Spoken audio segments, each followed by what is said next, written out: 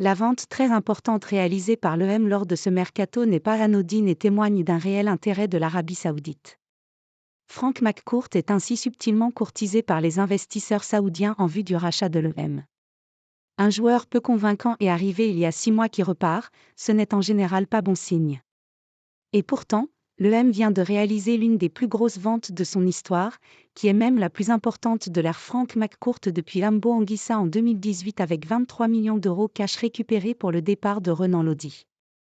Certes, l'Arabie Saoudite ne fonctionne pas à la même échelle, et jamais l'ancien de l'Atlético de Madrid aurait pu signer pour ce montant dans un club européen après 6 mois timoré à l'EM. Mais la tendance des investissements saoudiens est une réalité qui touche tout le football européen, et les dirigeants marseillais auraient eu tort de ne pas en profiter pour effectuer la plus belle vente de l'ère Pablo Longoria. L'Arabie Saoudite attend l'ouverture pour McCourt. Renan Lodi rejoint donc Al Hilal, qui comme les 4 clubs principaux du championnat saoudien, reste sous la coupe du gouvernement et du PIF, le fonds d'investissement du royaume.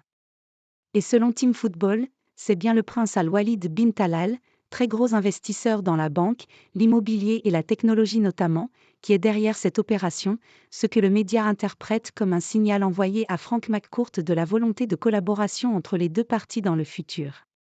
L'Arabie Saoudite a depuis plus de 3 ans été annoncée comme le futur repreneur de l'EM, mais jusqu'à présent, le propriétaire américain n'a jamais ouvert franchement la porte, ni en tout rapprochement ou demandant des sommes folles pour vendre le club provençal. Ce coup de pouce donné aux finances de l'EM serait donc loin d'être innocent, surtout que Pablo Longoria s'est empressé d'accepter l'offre et de montrer à McCourt qu'il y avait encore de l'espoir de faire de belles opérations sur le mercato. Pas certain que le discours aurait été le même sans la manne financière d'Al Hilal, qui va en tout cas permettre de clairement réduire le déficit de l'EM en cours sur cette saison. Frank McCourt, qui a fini par rencontrer Pablo Longoria aux États-Unis cette semaine après avoir snobé une première réunion, a en tout cas décidé de fermer les cordons de la bourse, et cela se voit sur le mercato à l'économie qu'est en train de réaliser le club marseillais. La vente de Renan Lodi va permettre à un avant-centre d'arriver, avec la signature annoncée de Fary Moumbagna.